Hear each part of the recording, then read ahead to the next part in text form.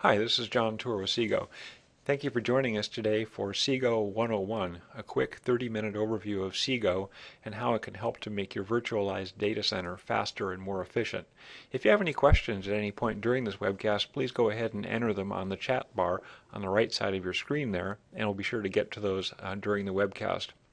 First of all, just a quick snapshot of what Xsigo is. Xsigo is server connectivity. We connect servers to networks or storage in their data center and do so in a very fast, flexible manner that significantly reduces the complexity of managing those connections. We can reduce infrastructure complexity by about 70%, and in the course of doing that, reduce CapEx by about 50%, and let you manage those connections in seconds rather than hours or days. In this faster, more flexible computing environment, you really complete the model of the fully virtualized cloud computing data center. Because you can connect any server to any network or storage asset, you gain the flexibility to run applications wherever you like, on any device at any time, and redeploy resources to make them faster and more flexible and more efficient. We know the data center challenges that face us all today of budget pressures, resource utilizations, excessive complexity, of working with static resources. And server virtualization has gone a long way to address many of those challenges. It does indeed help us increase the utilization of servers and reduce the complexity of the server infrastructure.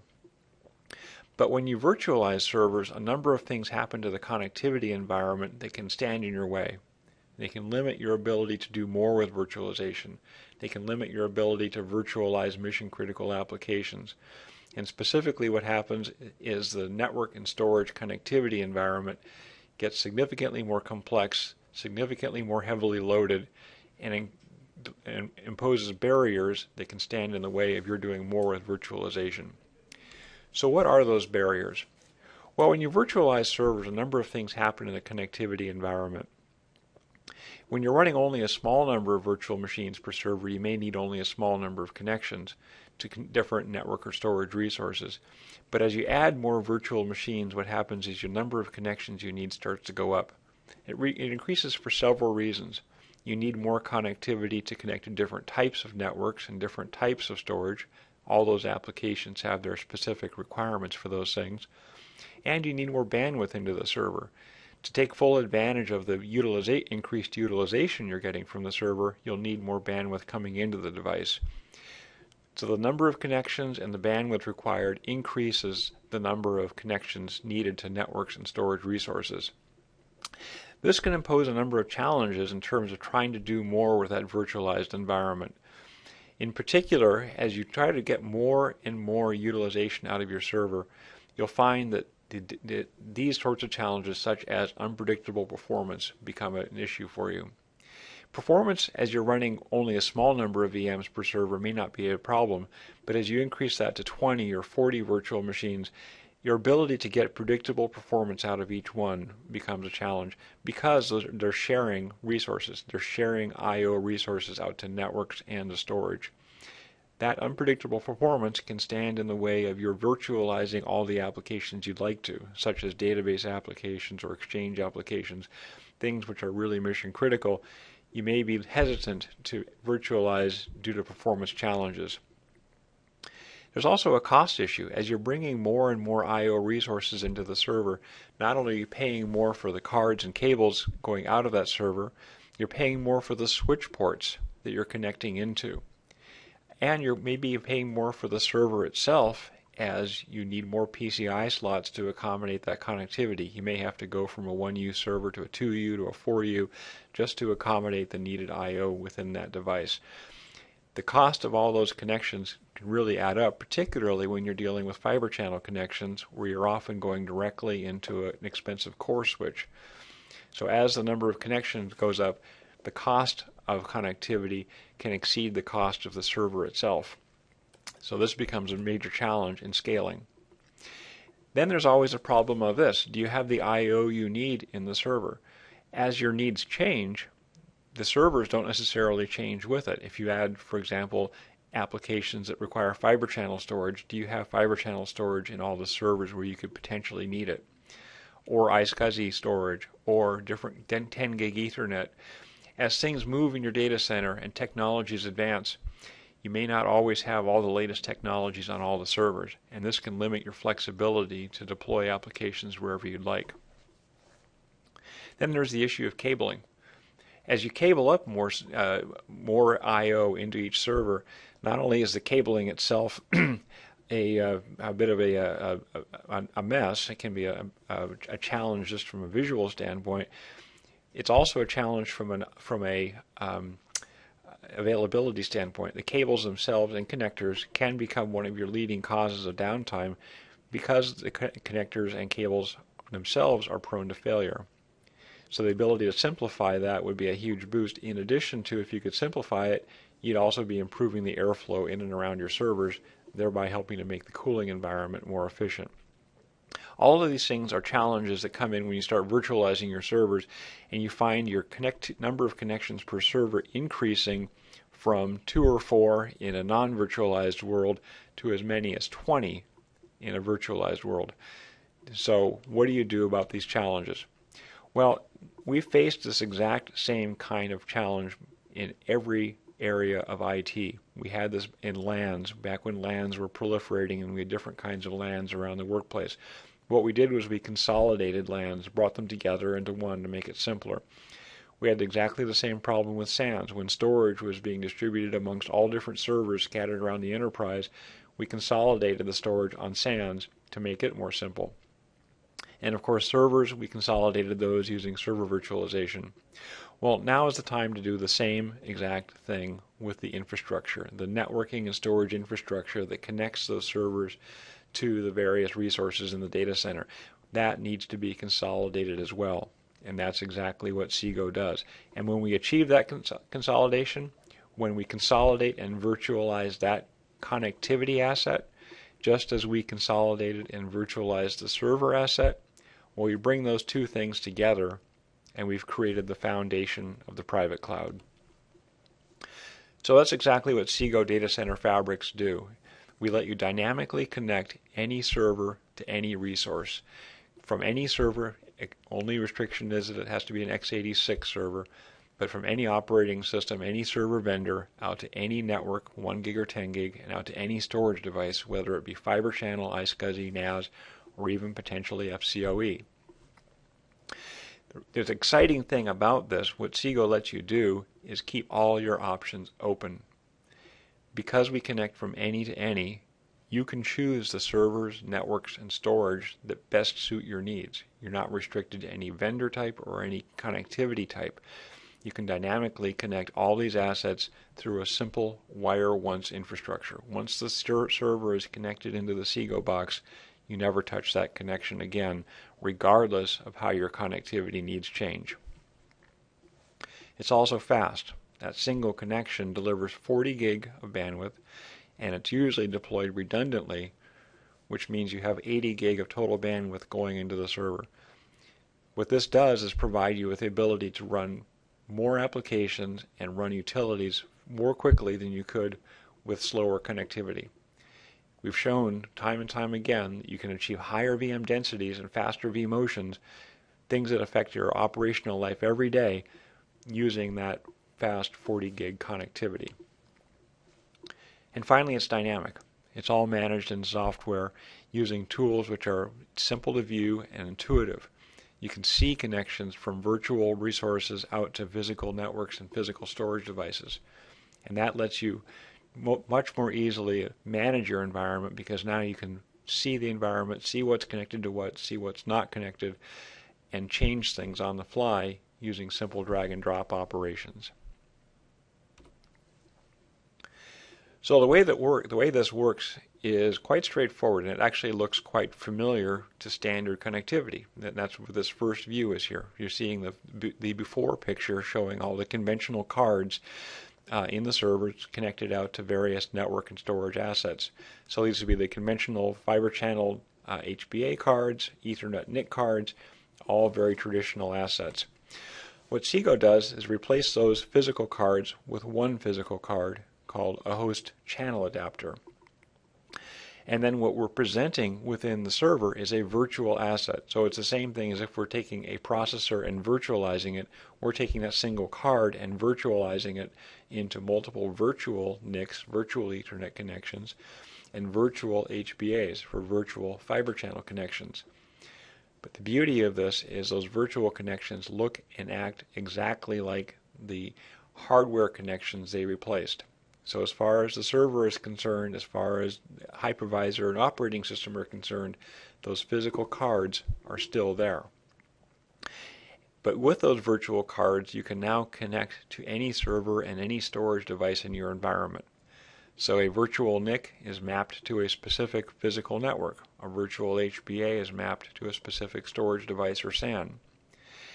And with those connections, you can now achieve exactly the same level of isolation and integrity as you could with a physical card, but you're now managing it on a virtual card.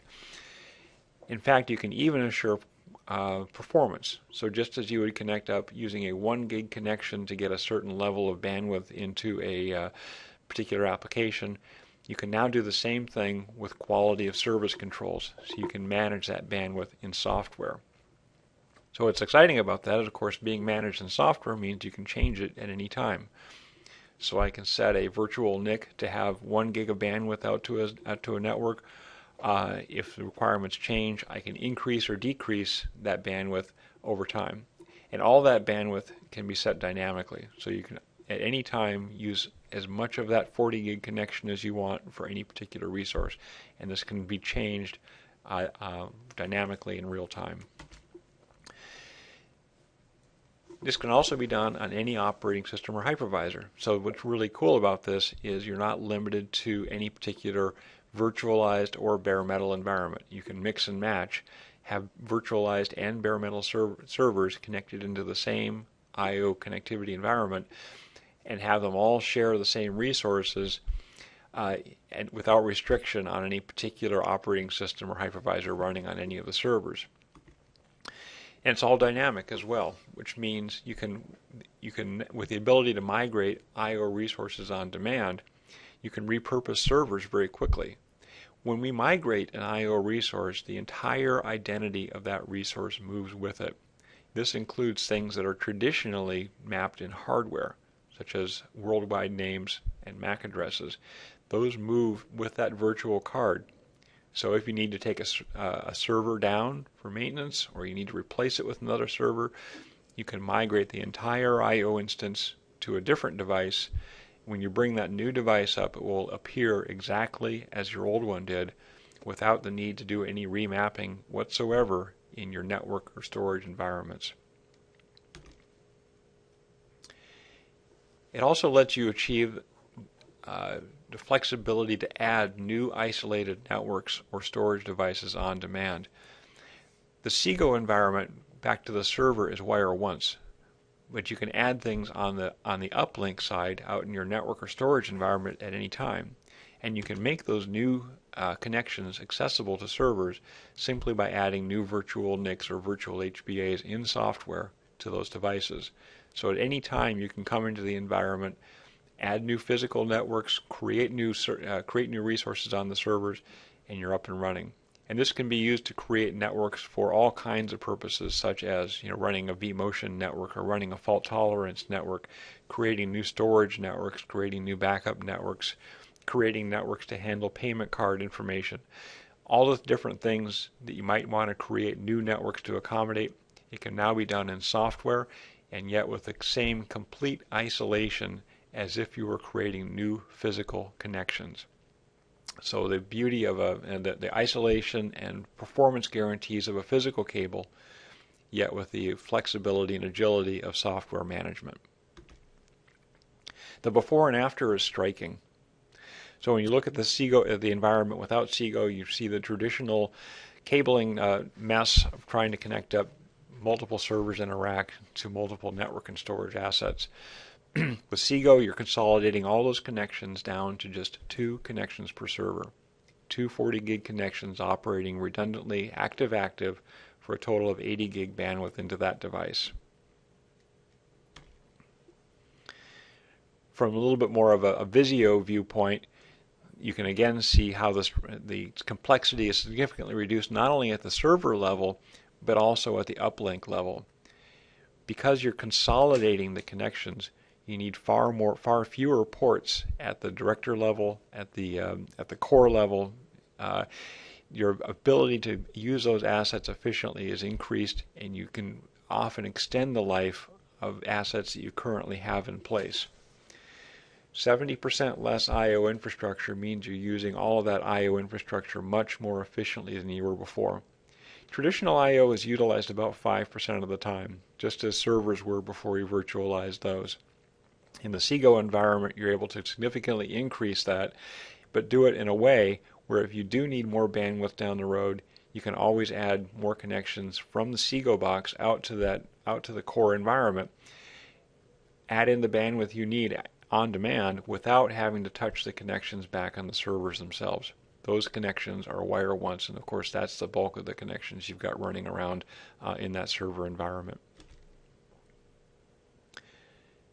Some of the benefits of this include significant cost savings. By reducing that complexity by 70%, by eliminating a lot of the uplink ports required, you can reduce the cost typically anywhere from 30 to 70%. That's the typical range of savings we see in enterprise deployments. You also achieve increased performance.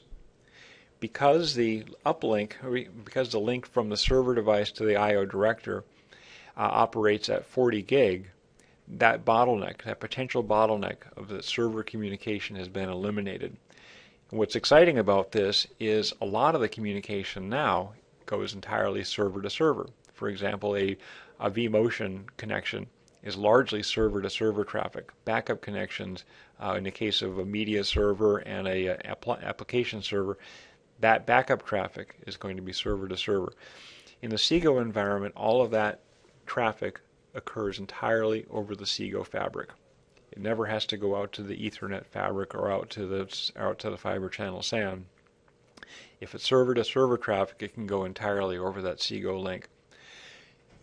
Since that's a substantial portion of the traffic being generated today, the overall throughput in the environment significantly increases. You can take full advantage of that 40 gig connection and achieve much, much better performance in applications and utilities.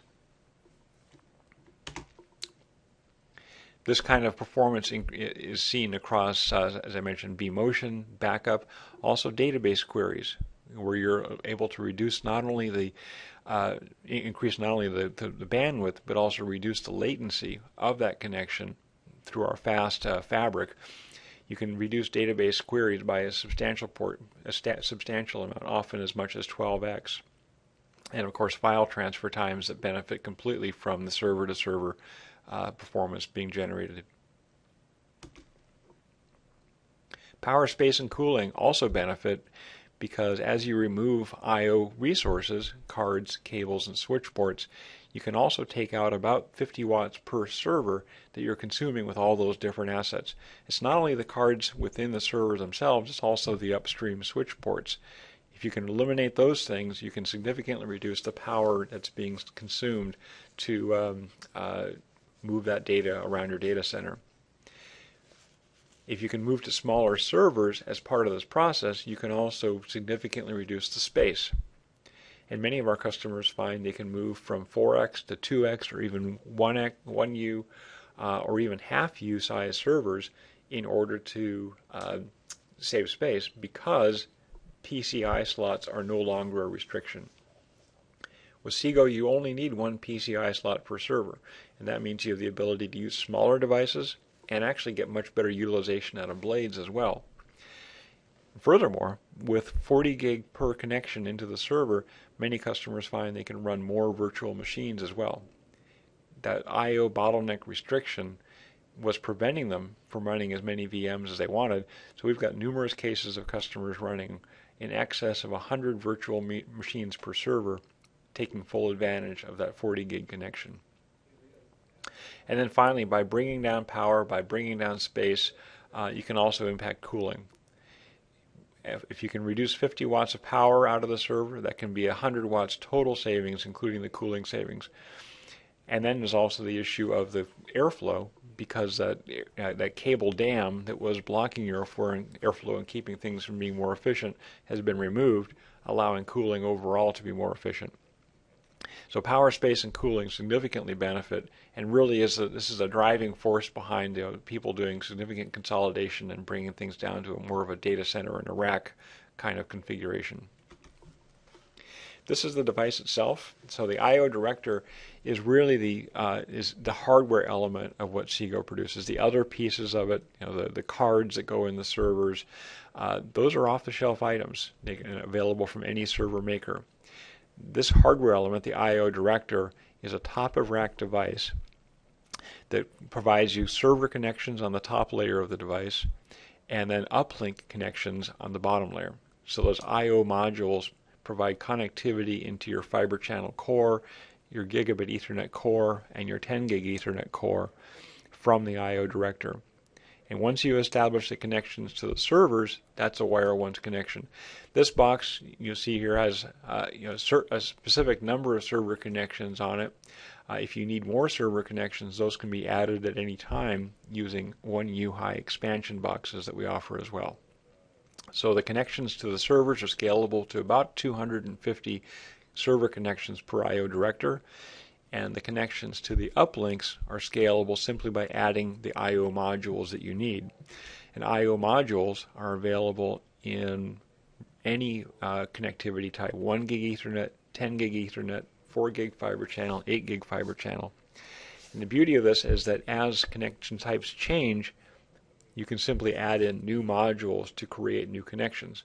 So for example, down the road, if you're anticipating a switch later on to 16 gig fiber channel, you'll be able to accommodate that simply by plugging in a new connection to the I/O director.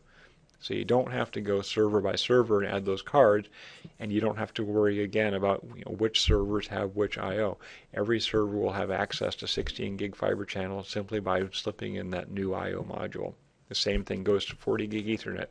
When that transition occurs, you can then connect up all your servers to that resource simply by adding an I/O module to the director.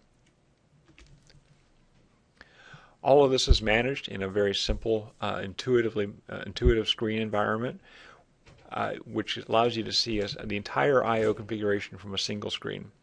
And it's dynamic because everything can be changed by simple drag and drop operations. So here's a few examples of how people are using Xsigo in their environment today to help reduce cost and increase agility. Salesforce.com has been a Xsigo customer for a number of years.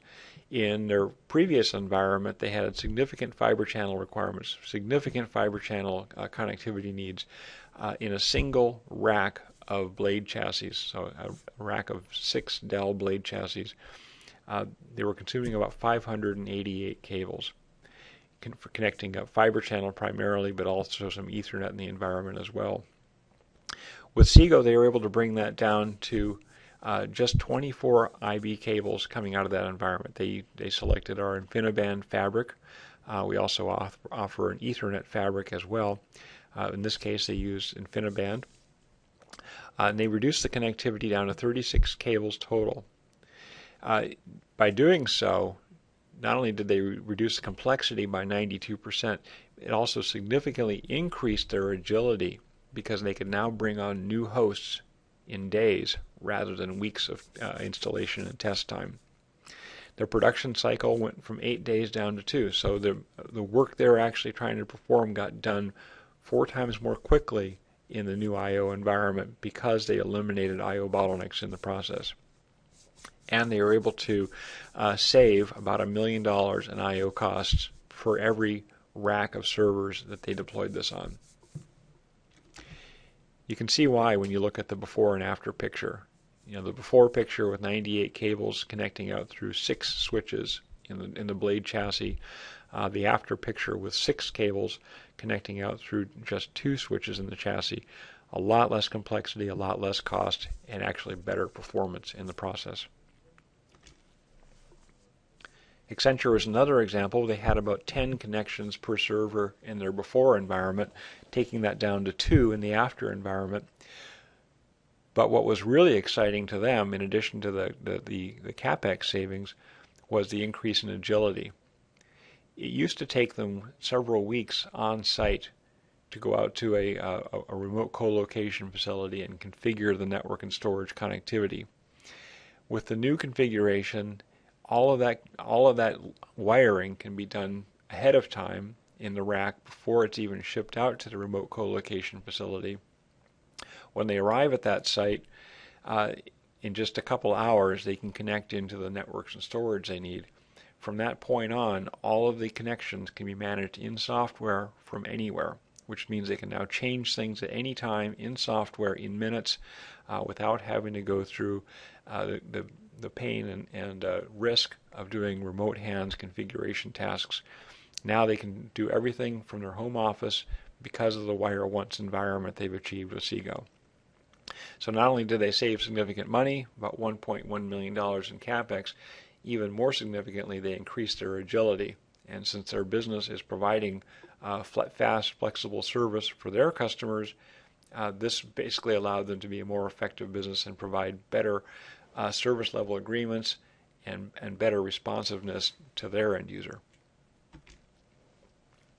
So to summarize, Xsigo simplifies, consolidates, and virtualizes the connectivity environment. With 70% less hardware, you can reduce CapEx significantly, typically by about half. And it increases performance because you've got 40 gig per connection for 80 gig total going into every server, which means you can now do things like increase your virtual machine density to get better utilization out of those devices.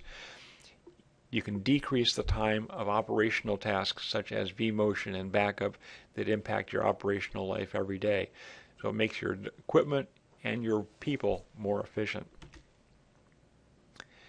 It's a software-defined any-to-any connection, wire once from the hardware standpoint, but then flexibly connect any resource, any server, to any network and any storage at any time because of that software-defined connection. And it's future-proof. It's wire once on the server side, but completely flexible on the uplink side. So now when you want to bring in new networks, you want to bring in new storage types, that can simply be done at one location rather than having to go to each one of the 250 servers that are connected behind that device. And it's open. So you get the full flexibility to deploy whatever servers, networks, or storage you choose rather than being locked into any type of server, any type of hypervisor, any type of operating system. Matter of fact, you're not even locked into virtualization. You can run bare metal and virtualized servers interchangeably in the same environment. So now you have a fast, flexible, open, easily managed environment in which to manage the servers, and this is what really enables the private cloud. This is what makes the fully virtualized cloud data center a reality.